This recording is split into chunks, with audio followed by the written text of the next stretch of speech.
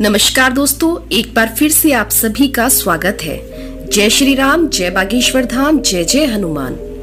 दोस्तों, आज की जो ये वीडियो है ना, ये बहुत ही महत्वपूर्ण है, इसलिए आप इस वीडियो को बिना स्किप किए हुए पूरा देखिएगा। आइए जान लेते हैं कि आज के विषय को लेकर गुरुजी के क्या विचार हैं।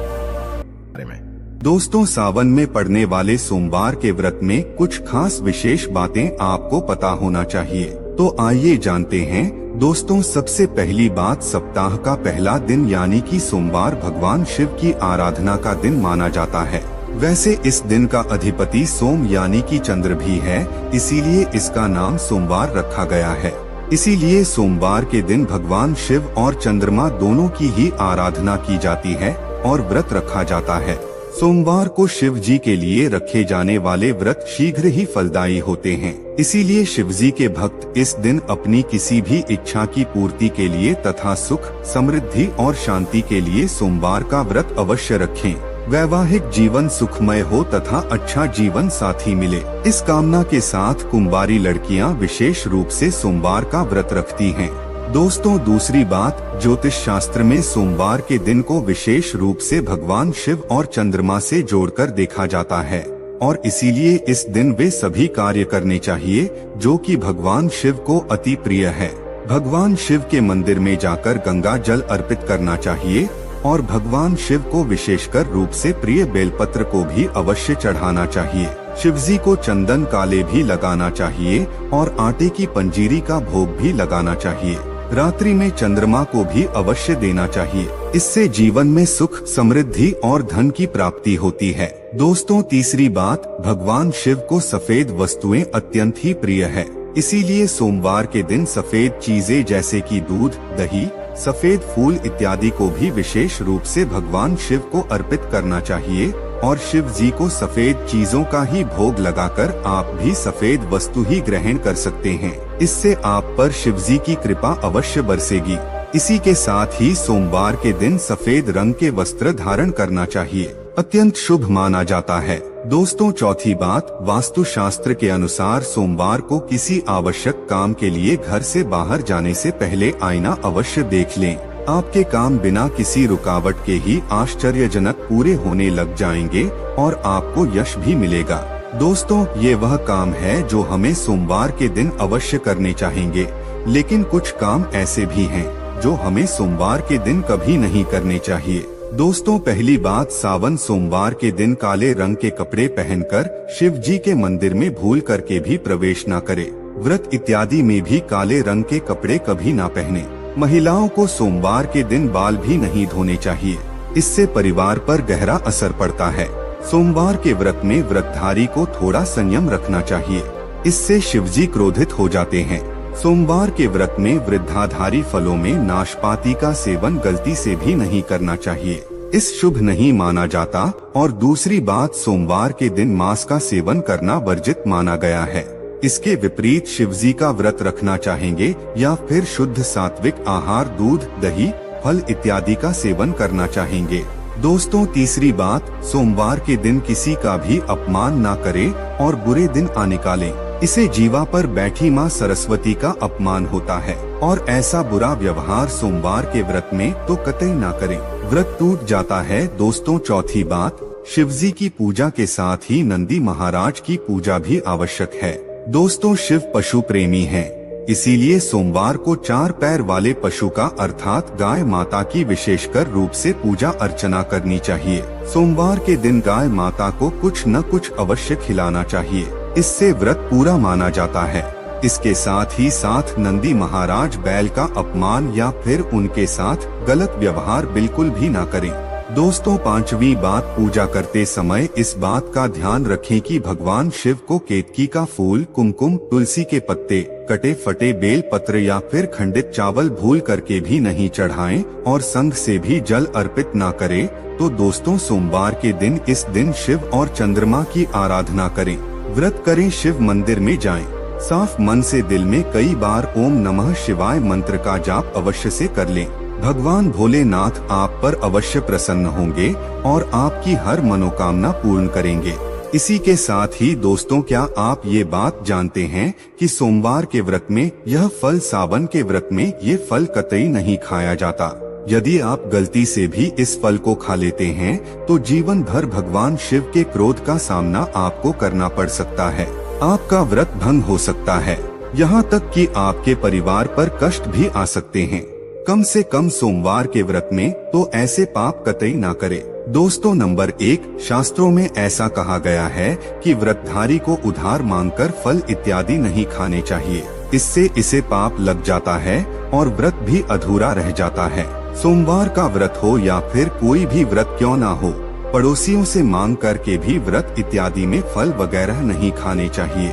व्रत में उधार मांगकर खाने से व्यक्ति का व्रत झूठा हो जाता है। ईश्वर की शरण में भी आने पर व्यक्ति को झूठ नहीं बोलना चाहिए, कर्ज इत्यादि नहीं लेने चाहिए, चुगली आदि नहीं करनी चाहिए, उधार मांग कर के भी नहीं खाना चाहिए। यदि आपको कोई अपनी मर्जी से खाने के लिए व्रत में कुछ भी देता है तो उसे आप खा सकते हैं, लेकिन व्रत में कम से कम उधार मांग करके तो फल इत्यादि नहीं खाना चाहिए। इससे पाप लगता है और व्यक्ति की पवित्रता भी भंग हो जाती है। दोस्तों, नंबर 2, सोमवार का व्रत हो या फिर सावन का व्रत, आपको नाशपाती बिल्कुल नहीं खानी चाहिए। दरअसल इस फल का नाम नाश यानी कि नाश करने वाला होता है, इसीलिए इस फल को व्रत में कभी नहीं खाना चाहिए। व्रत इत्यादि को छोड़कर किसी और दिन आप कभी भी ये फल खा सकते हैं, लेकिन अगर जिस दिन आपका व्रत हो उस दिन आप नाशपाती का सेवन नहीं करना चाहेंगे। भगवान को भी नाशपाती नहीं चढ़ानी चाहिए। दोस्तों, नंबर 3, कुटू या फिर सिंघाड़े का आटा खाने से भी आपका व्रत टूट सकता है। आपको बता दें कि लंबे समय से रखा हुआ आटा आपका व्रत भंग कर सकता है। दरअसल पुराने आटे में घुन इत्यादि कीड़े वगैरह पड़ जाते हैं जो ठीक तरह से दिखाई भी नहीं देते हैं।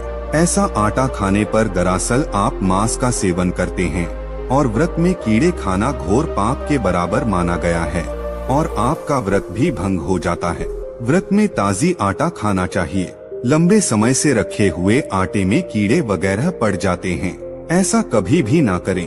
व्रत हमेशा शुद्धता में ही रखना चाहेंगे। दोस्तों, सावन के इस पवित्र महीने में यदि जिस भी व्यक्ति को ये 5 संकेत मिल जाएं, तो उसे ये पता चलता है कि महादेव आपकी भक्ति से बहुत प्रसन्न हैं और आपको धनी होने से कोई भी नहीं रोक सकता है। तो चलिए दोस्तों जानते हैं। दोस्तों, नंबर 1, बैल का दरवाजे पर आना। नंदी महाराज भगवान भोलेनाथ के वाहन हैं। नंदी को भगवान शिव का द्वारपाल भी कहा गया है। नंदी महाराज को बुद्धि और ज्ञान का प्रतीक भी माना गया है। शिव के मंदिर के बाहर हमेशा नंदी महाराज विराजित रहते हैं, लेकिन अगर सावन के इस पवित्र महीने में अचानक से नंदी महाराज आपके दरवाजे पर आ जाएं और घर की चौखट को सींग मारने लग जाएं, तब आपको समझ जाना चाहिए कि भगवान शिव आपके घर में अब आने वाले हैं, जो कि यह एक उनके आने का विशेष संकेत है।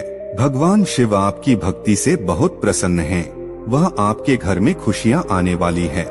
आपको धनी होने से कोई नहीं रोक सकता, लेकिन याद रहे नंदी महाराज को तिलक लगाकर मीठा भोग अवश्य लगाएं। दोस्तों, नंबर 2, सावन के पवित्र महीने में अचानक से आपके सपनों में यदि शिवलिंग दिखाई दे जाए, अर्थात भगवान शिव दिखाई दे जाए, तो इससे आपको यह समझ लेना चाहिए कि अब आपके जीवन से परेशानियों का अंत जल्द ही होने वाला है।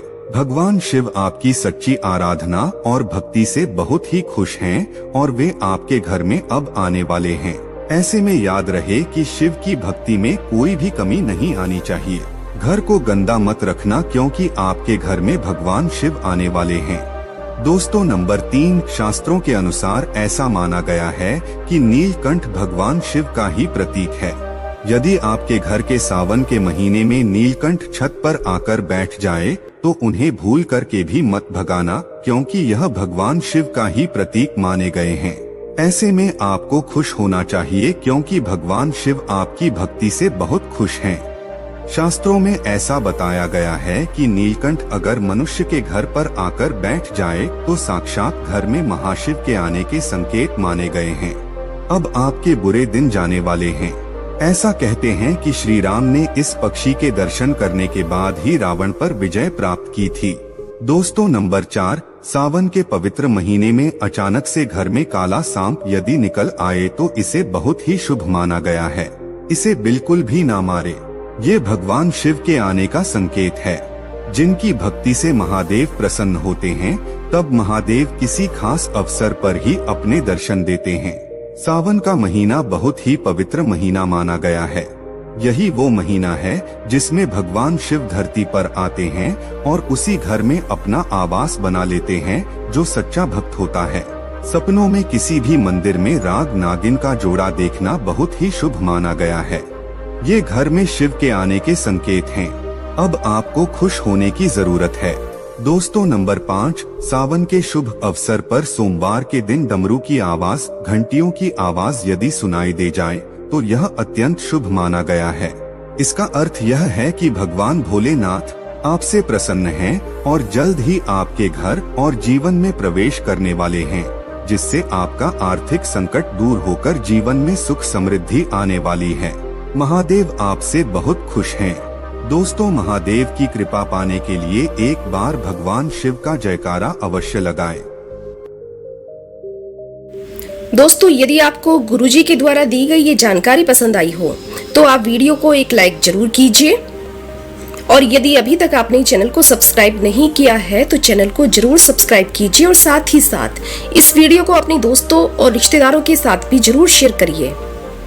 अब आप सभी एक बार हमारे साथ भगवान श्री राम के नाम का जयकारा लगा दीजिए। जय श्री राम, जय बागेश्वर धाम। अपना ख्याल रखिए, स्वस्थ रहिए, सुरक्षित रहिए। आपसे पुनः भेंट होगी इसी प्रकार की नई नई जानकारियों के साथ। जय श्री राम।